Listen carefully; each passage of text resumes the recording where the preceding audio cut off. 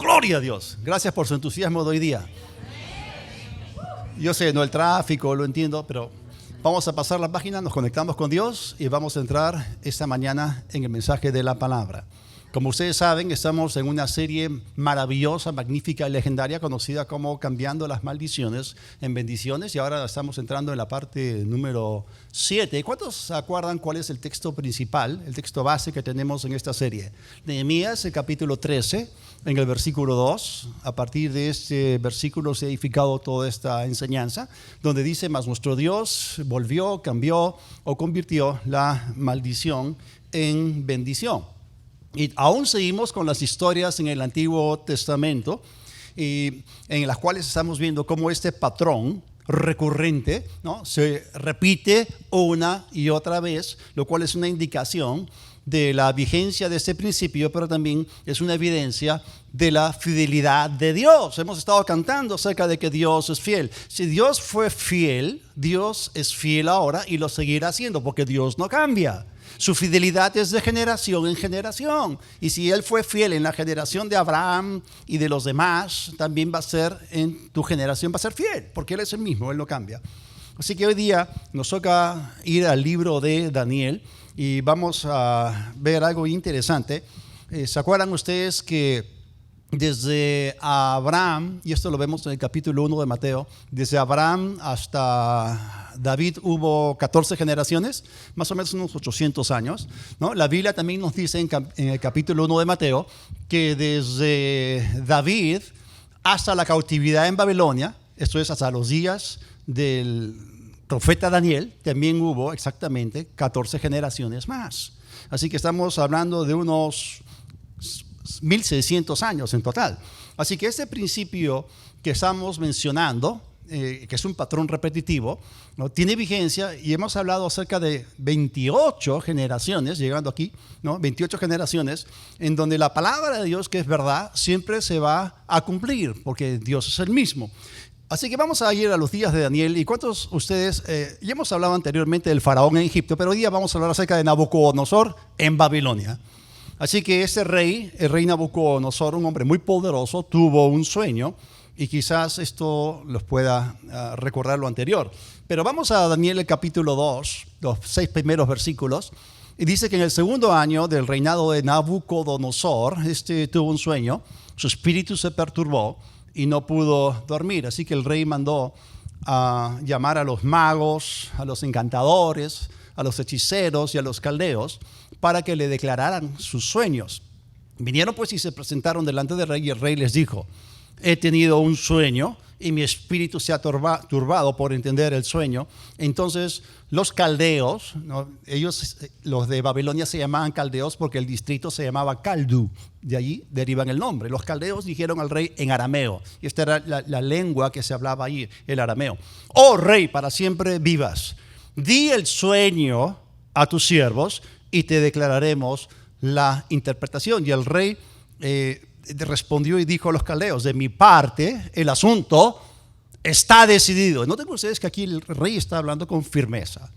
Si no me dan a conocer el sueño y su interpretación, y miren los términos que él escogió cuidadosamente, serán descuartizados, o sea, en pedacitos, ¿no?, y sus casas serán convertidas en ruinas. Otras traducciones dicen muladares, esto es basureros.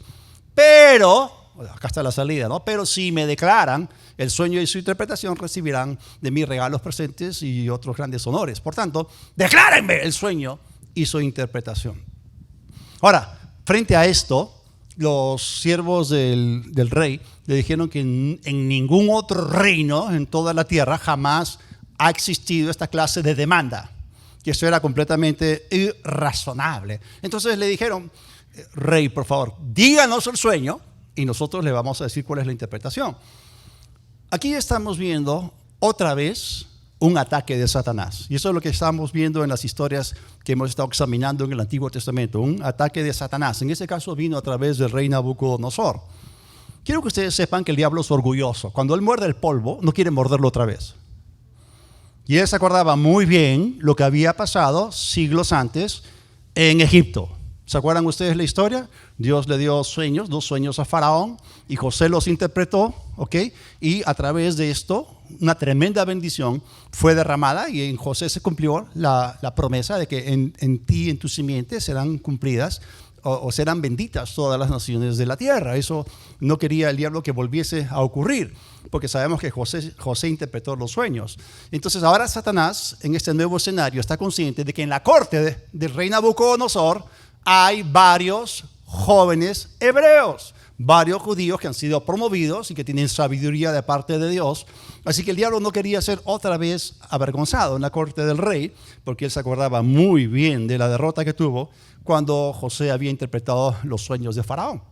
Así que en vez de el rey Nabucodonosor relatar su sueño y pedir simplemente a estos sabios la interpretación, él hizo el asunto doblemente complicado, ¿no?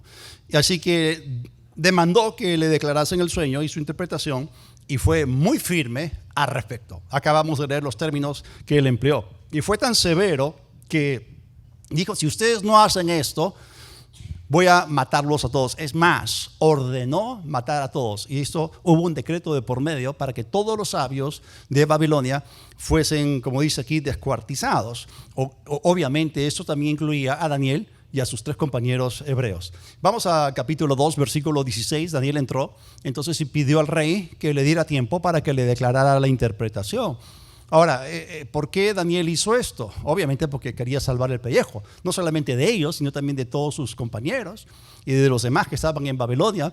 Pero había ya preexistente una relación entre Daniel y el rey Nabucodonosor, porque el rey los conocía en la corte, estaban sirviendo y ellos habían sido hallados 10 veces mejores en todo asunto que el rey les consultó. Así que ya existía una relación previa, así que él tenía cierta confianza para acercarse al rey para poder dar esta petición. Ahora, ¿qué estaba a punto de ocurrir en todo este proceso? Frente a una amenaza, frente a un ataque, ¿cuántos saben que Dios es especialista en darle la vuelta al asunto? Entonces, si ellos ya tenían cierto favor, si en la corte del rey habían sido hallados 10 veces mejores, todo esto iba a catapultarlos a una mejor posición todavía en el reino. Y eso es lo que el diablo no quería. Así que vamos a darnos cuenta de que este caso no era el caso puntual en que la vida de Daniel fue amenazada, siendo echado al foso de los leones, o el caso en que los 3 jóvenes hebreos fueron lanzados al horno de fuego. No, esta era una amenaza generalizada para todos los sabios y de Oriente, ¿okay? De Babilonia. Así que la amenaza de ser ejecutados era general. Así que vamos al versículo 17. Luego Daniel se fue a su casa y dio a conocer el asunto a sus compañeros, que eran Ananías, Misael y Azarías. Estos son sus nombres hebreos. Cuando Daniel fue a la corte del rey, se presentó solo. Luego volvió a casa y les habló a ellos. ¿Y para qué? A fin de implorar misericordia. ¿Cuántos saben que hay un Dios en el cielo que es rico en misericordia? Entonces él pidió misericordia. La Biblia nos dice en Hebreos que podamos acercarnos al trono de gracia con toda confianza para recibir gracia y misericordia para el oportuno socorro. Así que ellos se acercaron al trono de gracia para pedir al Dios de los cielos misericordia con respecto a este misterio, para que Daniel y sus compañeros no perecieran junto con el resto de los sabios de Babilonia. Entonces, y aquí hay un misterio, un secreto, que era justamente el sueño y la interpretación. Entonces el misterio le fue revelado a Daniel. Qué tremendo, cuando Dios nos responde, nos trae revelación. ¿Nunca han escuchado acerca del teléfono de Dios? Jeremías 33:3, clama a mí, yo te responderé y te revelaré cosas grandes y ocultas que tú no conoces. O te enseñaré, como dice esta traducción. Entonces la respuesta de Dios viene en el formato de revelación o viene en el formato de enseñanza, ¿no? Y la puedes recibir el día domingo sentado recibiendo la palabra de Dios de diferentes formas. Entonces vemos que ellos clamaron a Dios y Dios les respondió. Estaban aplicando el principio y Dios les trajo la revelación. En una visión, este fue el canal a través del cual el misterio fue revelado. Una visión de noche por lo cual Daniel bendijo al Dios de los cielos. Y en los siguientes versículos vamos a poder ver cómo Daniel bendijo a Dios y lo que él habló acerca de él, que él revela lo oculto, lo escondido y todo esto. Ahora saltemos al versículo 31. Y dice: si tú, oh rey, mirabas. Y aquí estamos viendo cómo él está dando al rey la interpretación. Primero el sueño, después la interpretación. Tú, oh rey, mirabas, y he aquí una gran estatua. Y vamos a darnos cuenta que había muchos detalles aquí. Esta estatua, que era muy grande y cuyo brillo era extraordinario, y él está resaltando los puntos más importantes, estaba de pie delante de ti y su aspecto era temible. La cabeza, o sea, él empieza la descripción de esta gran estatua desde arriba hacia abajo, desde la cabeza hacia los pies. La cabeza de esta estatua era de oro fino. Su pecho y sus brazos eran de plata, su vientre y sus muslos eran de bronce, sus piernas eran de hierro y sus pies en parte eran de hierro y en parte de barro cocido. Y mientras mirabas se desprendió una piedra sin intervención de manos, una piedra del monte, como dice la traducción, no cortada por mano humana. Y ella golpeó a la estatua en sus pies de hierro y de barro cocido y los desmenuzó. No dice los descuartizó, pero dice los desmenuzó. Entonces se desmenuzaron también el hierro, el barro cocido, el bronce, la plata y el oro, y se volvieron como el tamo de las eras del verano. El viento se los llevó, y lo que el viento se llevó, ¿no? El nombre de una película. Y nunca más fue hallado su lugar. Y la piedra que golpeó, y este fue un golpe definitivo, que golpeó la estatua, se convirtió en una gran montaña o un gran monte, dice otra traducción, que es un término simbólico para un reino, que llenó toda la tierra. Vamos a darnos cuenta de lo que significa esto, porque este es el sueño, dice en el versículo 36, acabamos de ver cuál fue el sueño, así que él cumplió con la primera demanda del rey, por lo menos ya había ganado el 50%. Y su interpretación también la diremos en presencia del rey. Ahora, vemos acá a Daniel que él fue muy valiente. Él fue muy valiente en ir donde el rey y decirle, danos tiempo, vamos a buscar a nuestro Dios, ¿no? O sea, porque su vida estaba en juego. Y él tomó una acción correspondiente al hecho de que él tenía confianza en Dios. Si tú dices que confías en Dios, tienes que tomar pasos. Entonces él tomó el paso sabiendo que su Dios no lo iba a dejar colgado o avergonzado. Él ya conocía a su Dios. Así que cuando Nabucodonosor escuchó lo que Daniel le dijo, él tuvo que admitir que ese era el sueño que había tenido. Entonces, ahora viene la fase del asunto en la cual él iba a compartir la interpretación. Y la interpretación era la siguiente. Esa cabeza de oro representaba a Nabucodonosor, que era la cabeza del gran imperio babilónico. Esta era la ciudad codiciosa de oro, y por eso se le asocia con el oro. Tenía muchísimo oro. De todos los imperios que él conquistó, siempre quitaba el oro, buscaba el oro. Así que esta cabeza era de oro. El oro es el metal más pesado, en este caso, de todos los que están aquí. Es mucho más pesado que la plata, que el bronce, por supuesto más pesado que el hierro y también mucho más que el barro. Entonces, lo que estamos viendo acá en esta estatua es un cuadro profético de una secuencia de reinos que iban a levantarse en aquella zona geográfica y que tenían que ver con su relación con la nación de Israel mientras estuviese en su tierra. Así que vamos a ver que cuando uno comienza a descender desde la cabeza hacia abajo, está avanzando en el tiempo. Así que esto arranca, el punto de arranque es en los días de Nabucodonosor con el imperio babilónico, y luego vemos una serie de imperios que vienen sucesivamente a lo largo de los siglos. Y definitivamente la nación de Israel fue afectada por los babilonios. Cada uno de estos imperios tuvo problemas con Israel. Y después de la muerte de Belsasar, que fue el nieto de Nabucodonosor, se levantó un nuevo imperio conocido como el imperio medo-persa. Era la coalición entre los medos y los persas, y ellos tomaron control de ese imperio y crecieron un poquito más. Y bueno, esto fue representado por los dos brazos de plata, ¿no? Son dos imperios que vienen a ser uno, dos brazos, ¿no? Una unidad. Luego vinieron el vientre, ¿no? Y los muslos de bronce, lo cual representaba al imperio greco-macedónico, que era bastante humanista, era muy inmoral desde el punto de vista sexual. Por eso es representado por esa parte de la anatomía, ¿no? En esa estatua.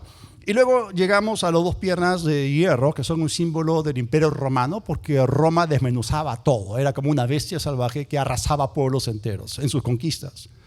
Y como esto termina en dos piernas, esto representa las dos divisiones del imperio romano, oriente y occidente. Y finalmente vemos que la parte final de esta estatua termina en los dos pies, que eran en parte de bronce, en parte de hierro y en parte de barro cocido. Y termina pues en 10 dedos, que esto es lo que sostenía toda la imagen. Ahora, estamos hablando acá de que nosotros estamos en estos últimos días previos a la formación de este imperio mundial, que es una confederación de 10 naciones, que son representadas por dos términos simbólicos, otra vez el hierro y el asunto del barro cocido. Ahora, quiero explicar un poco con respecto a esto porque nosotros en los últimos años hemos sido testigos de la gran afluencia de personas. Hay cientos de miles, quizás millones de inmigrantes que han estado yendo desde África del Norte y del Medio Oriente, ingresando al continente europeo. Todos nosotros sabemos, y la mayor parte de ellos son musulmanes. Y aquí hay un detalle bien importante, porque ellos han tenido una gran influencia en la estabilidad política de esos países europeos.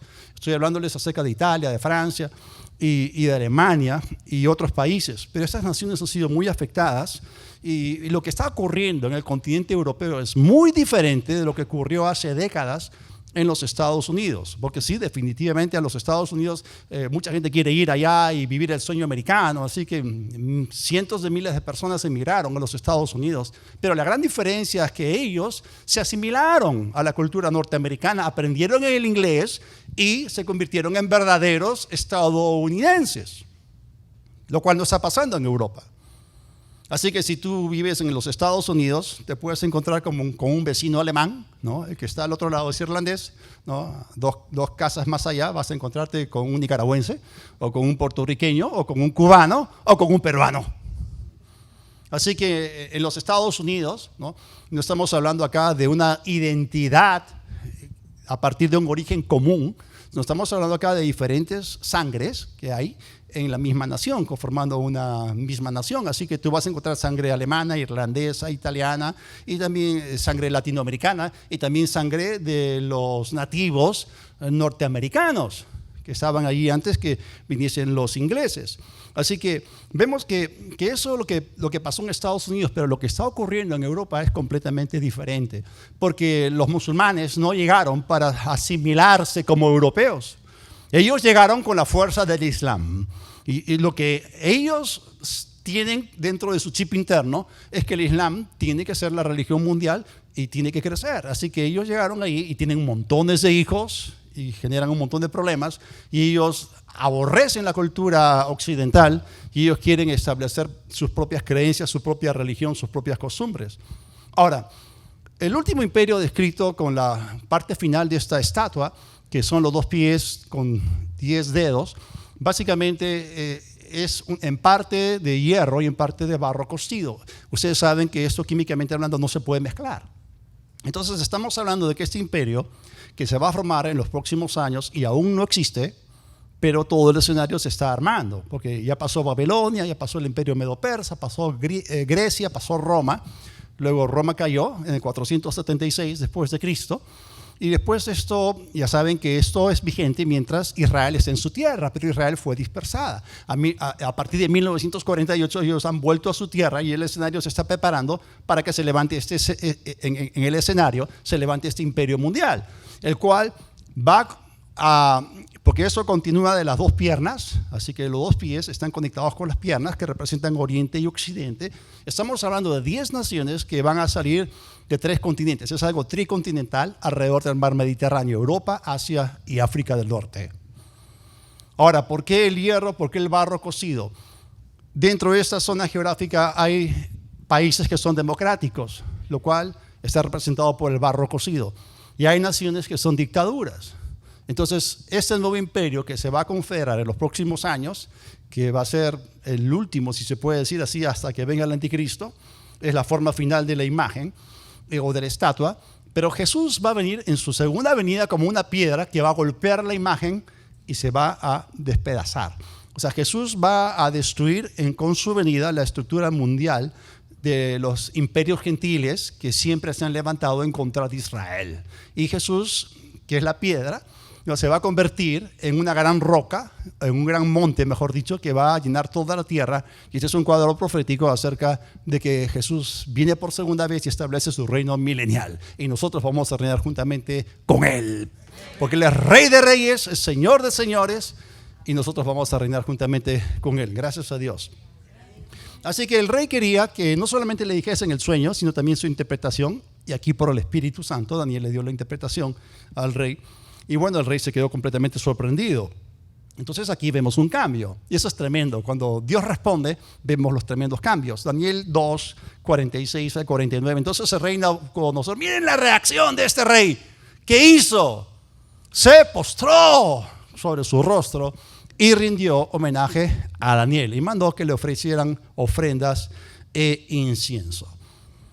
Esto no es algo que tiene que ser leído a la ligera o de manera superficial.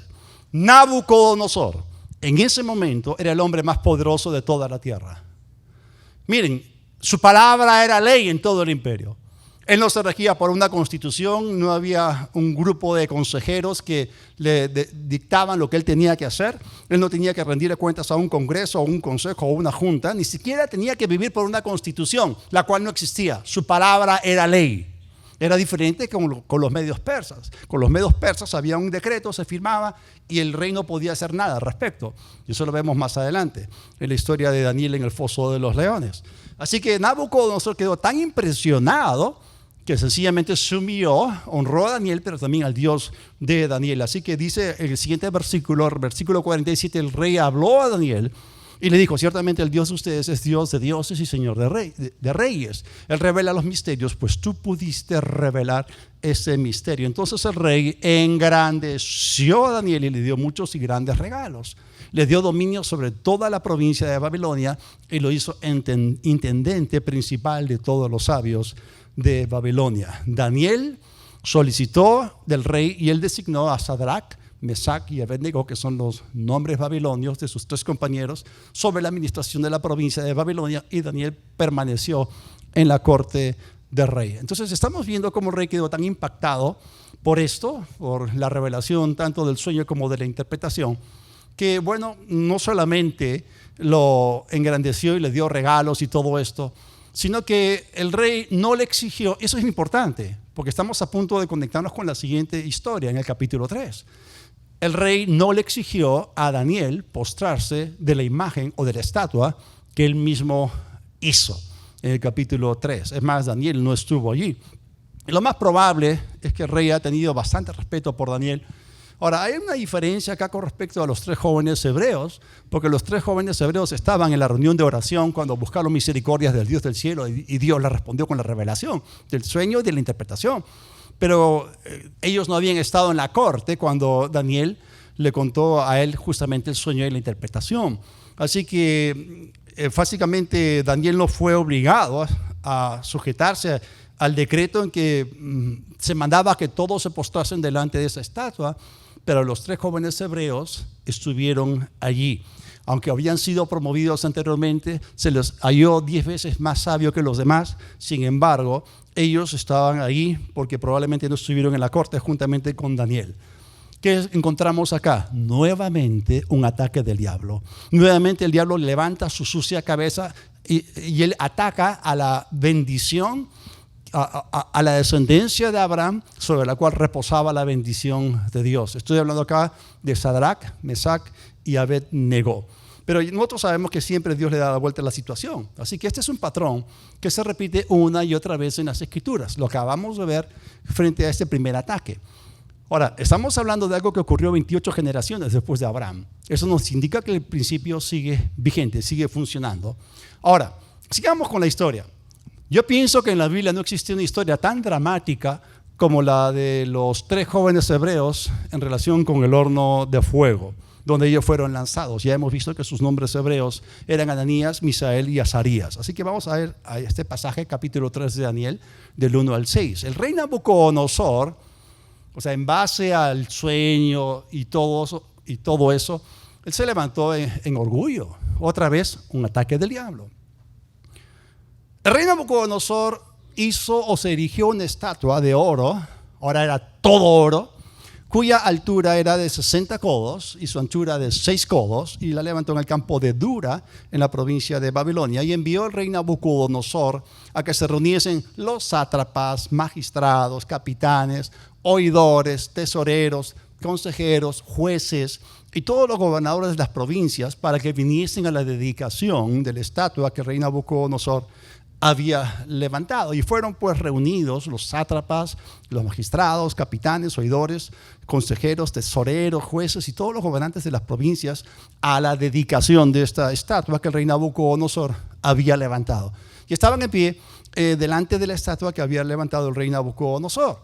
Ahora, imagínense el escenario, ¿no? Era un campo bastante amplio, como un campo para hacer una campaña evangelística, ¿no? ¿Se acuerdan las de T.L. Osborne o las de Reinhard Bonnke en África? 2 millones, 3 millones de personas, imagínense. Entonces era un campo bastante abierto, había gran extensión territorial. Imagínense ustedes en este escenario a una multitud de personas, o sea, miles y miles parados ahí delante del rey que habían venido para esta dedicación. Y miren lo que dice en el versículo 4.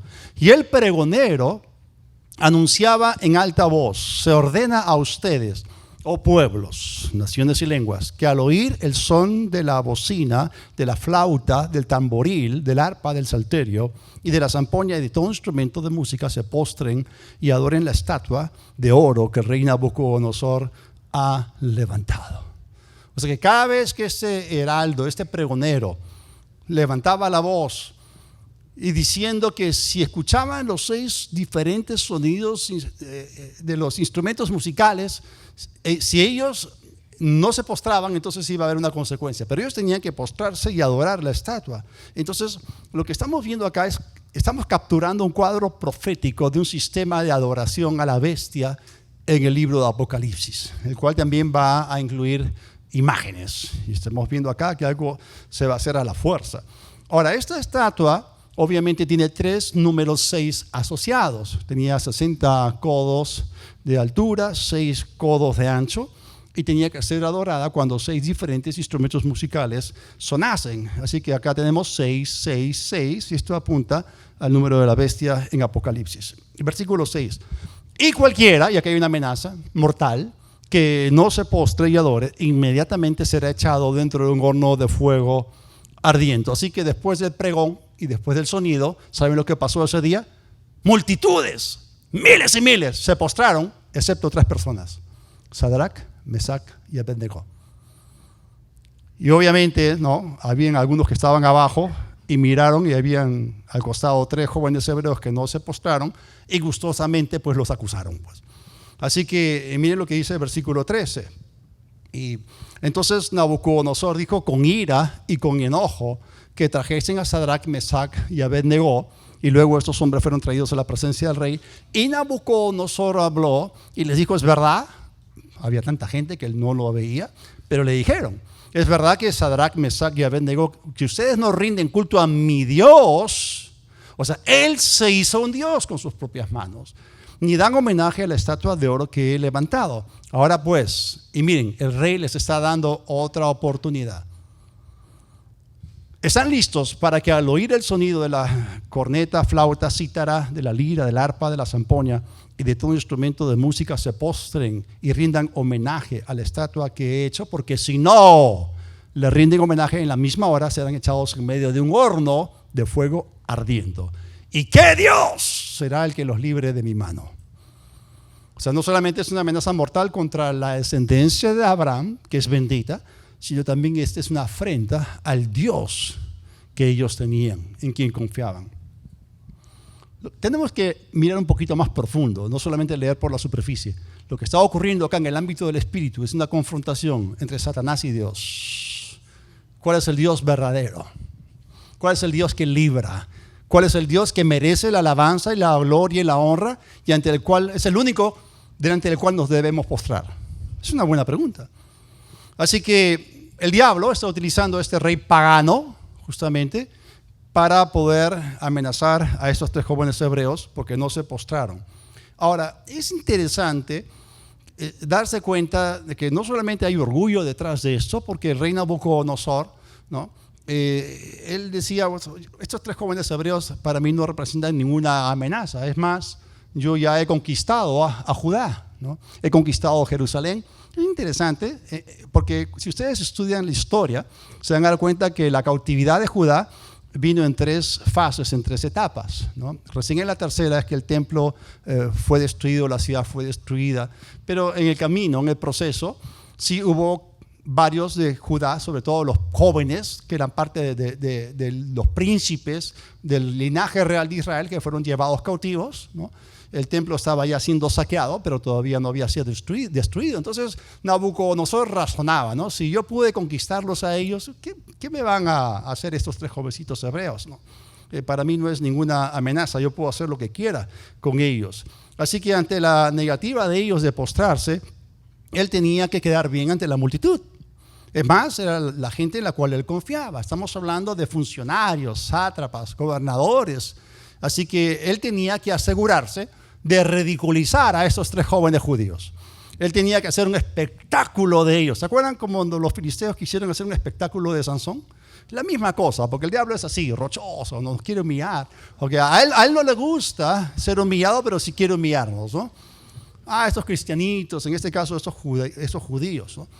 Entonces, si la gente más importante de su reino estaba allí viendo la escena, él tenía que quedar bien parado. Él tenía que demostrarle a los demás que él no era la clase de gobernante con la cual se podía jugar, ni tampoco tú podías desafiar. Ahora, cuando leemos esto cuidadosamente, nos vamos a dar cuenta que al principio el rey Nabucodonosor, porque sí sabía quiénes eran, para él esos 3 jóvenes hebreos no eran unos perfectos desconocidos. Desde el capítulo 1 vemos cómo el rey reconoció que estos eran 10 veces mejores que todos los demás sabios de Oriente. Así que él ya tenía cierto conocimiento de ellos y por eso no los mandó a ejecutar de frente, les dio a ellos una segunda oportunidad. Porque si ellos no se hubiesen destacado anteriormente, entonces eran hombres muertos.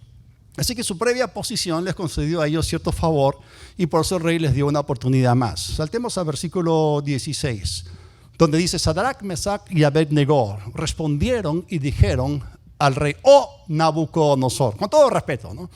No necesitamos nosotros responderte sobre esto. Si es así, y eso es lo que muchas veces la gente no entiende, ¿no?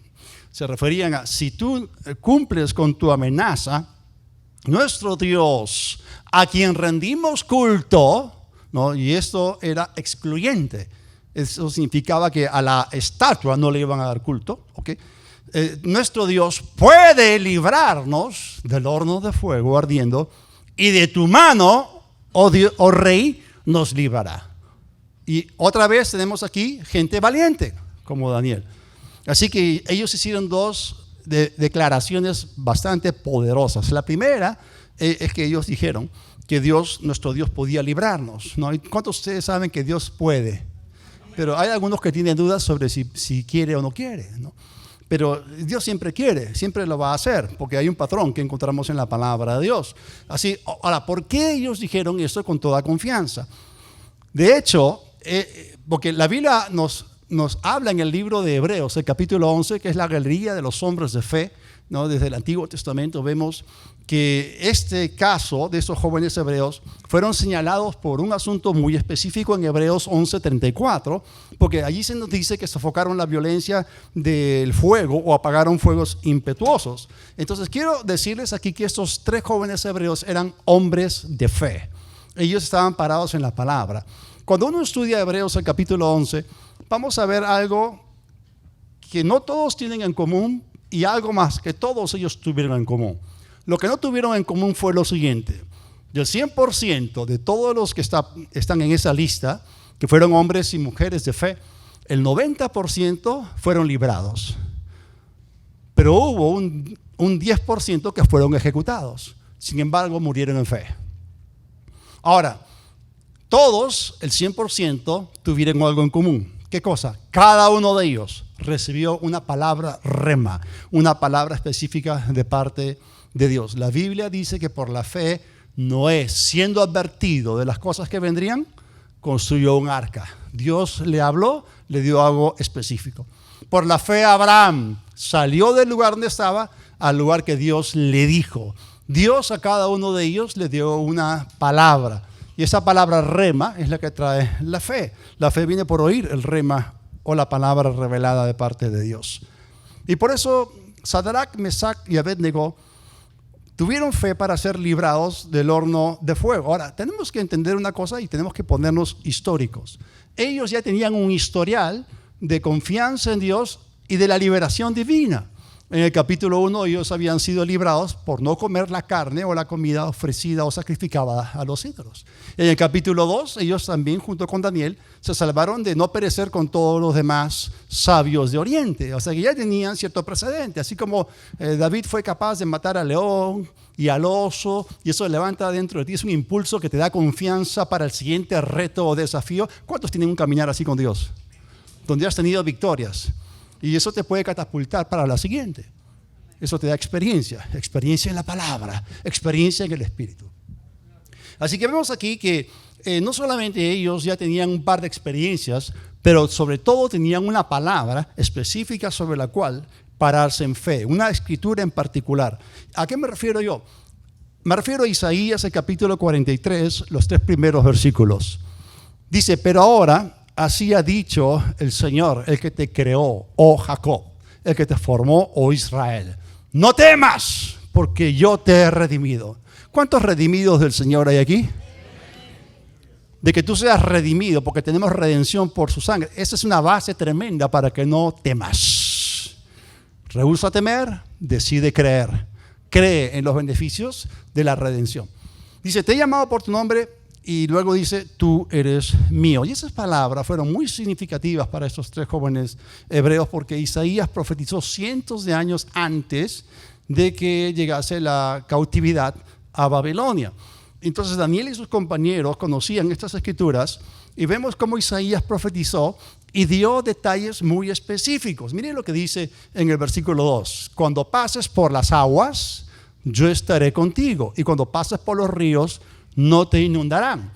¿Y saben cuál fue la generación que experimentó en carne propia el cumplimiento de esta promesa? Fue justamente la generación de aquellos que fueron llevados cautivos desde Judá para llegar hasta Babilonia. Tenían que atravesar ríos caudalosos, y cuando ellos atravesaron esos ríos, se acordaron de lo que estaba escrito y dijeron con toda confianza, voy a cruzar por acá y no me voy a ahogar porque Dios lo ha hablado. Así que ya tenían cierta experiencia en la palabra de Dios. Pero ahora llegamos a otro nivel de ataque.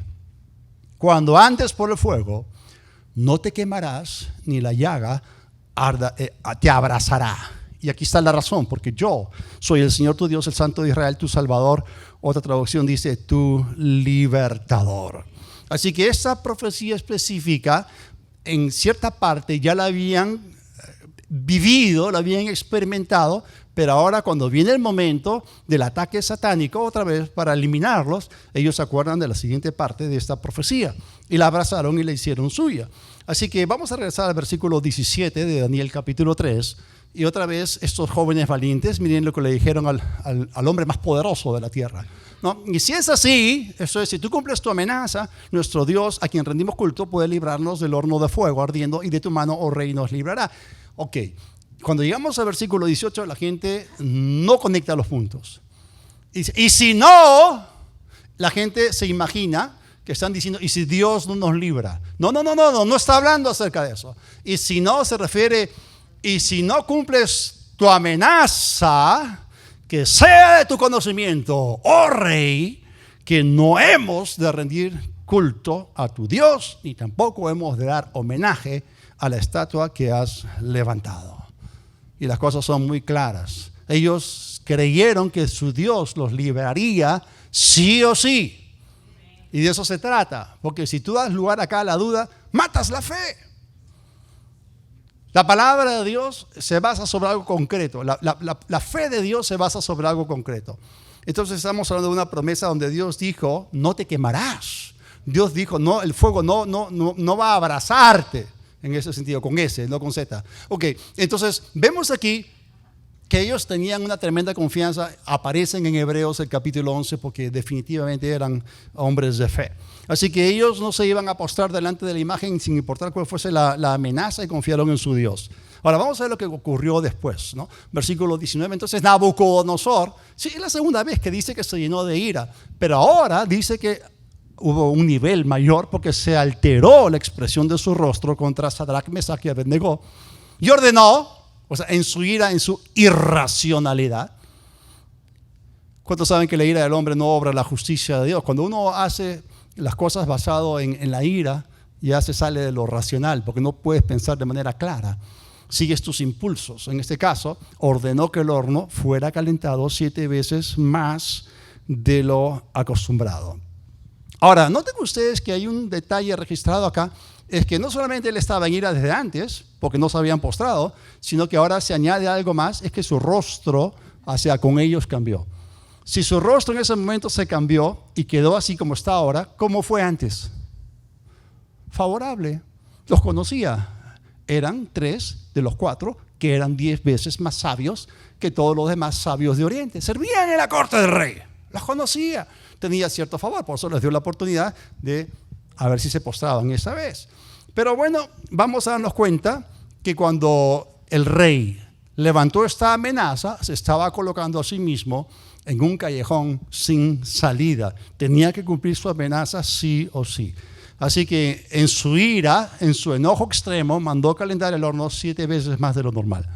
Ahora, si tú quieres hacerle daño a los 3 jóvenes hebreos que te están amenazando, no lo calientas tanto porque se mueren rápido. Tú tienes que asarlos a fuego lento, ¿no? Pero la Biblia dice que frente a esta irracionalidad, es decir, las personas que cargaron a Sadrach, Mesach y Abednego para meterlos en el horno, fueron alcanzados por una llamarada y ellos murieron de inmediato. Ahora, vamos al versículo 27. Entonces se reunieron los sátrapas, los intendentes, los gobernadores y los altos oficiales del rey para mirar a estos hombres cómo el fuego no se había enseñoreado de sus cuerpos, ni se había quemado el cabello de sus cabezas, ni sus mantos se habían alterado, ni el olor del fuego había quedado en ellos. ¡Wow! ¿Qué tenemos aquí? Tenemos el cumplimiento de la promesa de Isaías, el capítulo 43. Fue exactamente lo que el profeta dijo que ocurriría y sucedió. Vamos al versículo 28. ¿Qué ocurrió después? Nabucodonosor exclamó diciendo, este es el segundo momento de rey Nabucodonosor, ¿no? El primero en el capítulo 2, ¿no? Frente a escuchar el sueño y la interpretación. Y ahora vemos aquí que caramba, el fuego no los quemó.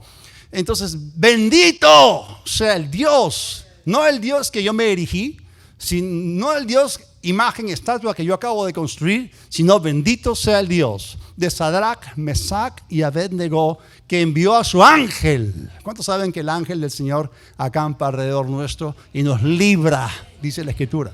Y libró a sus siervos que confiaron en él y desobedecieron el mandato del rey, pues prefirieron entregar sus cuerpos antes que rendir culto o dar homenaje a cualquier Dios aparte de su Dios. Y miren lo que él sigue hablando. Luego, de mi parte, ¿de parte de quién? Del hombre más poderoso en la tierra. Es dada la orden de que todo pueblo, nación o lengua, el que hable mal contra el Dios de Sadrach, Mesach y Abednego, sea descuartizado. Otra vez, ¿no? El mismo término. Y su casa sea convertida en ruinas, porque no hay otro Dios que pueda librar así como él. Entonces, versículo 30. Entonces el rey hizo prosperar a Sadrach, Mesach y Abednego en la provincia de Babilonia. Ahora, quiero que piensen en algo.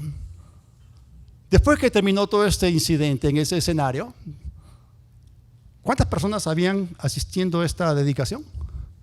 Probablemente miles de miles. Cuando regresaron a su casa, a almorzar, a cenar, ¿de qué creen que ellos hablaron? ¿Ustedes creen que ellos hablaron de la dedicación de esa estatua, de ese ídolo? ¿Ustedes creen que ellos hablaron del Dios de Nabucodonosor o de los dioses de Babilonia? ¿De qué creen ustedes que ellos hablaron?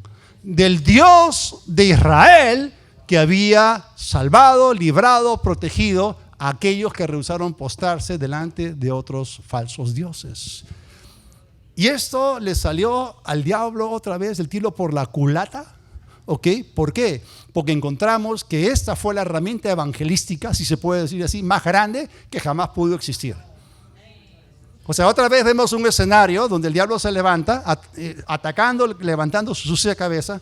Uy, el diablo quería esconderse, que me trague la tierra. No sé qué habría pensado él, pero vemos que el diablo en este escenario quedó completamente humillado, avergonzado.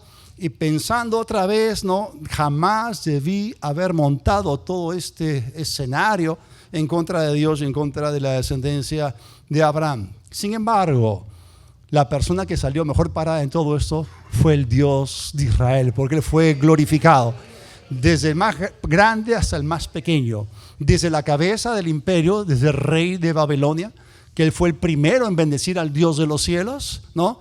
Y luego todos los demás, y hablando acerca de la gloria del Dios de Israel en sus casas. Así que una vez más vemos este patrón, ¿no? Cómo Dios cambia algo que se levantó como maldición y lo cambió en una tremenda bendición.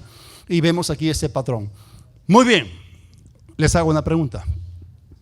¿Y ustedes, frente a los ataques que el diablo nos manda? Porque la Biblia dice claramente que en el mundo tendremos aflicción. La Biblia dice que el diablo anda alrededor como león rugiente, buscando a quien devorar. ¿Tienes tú el espíritu de fe? ¿Tienes tu confianza en Dios?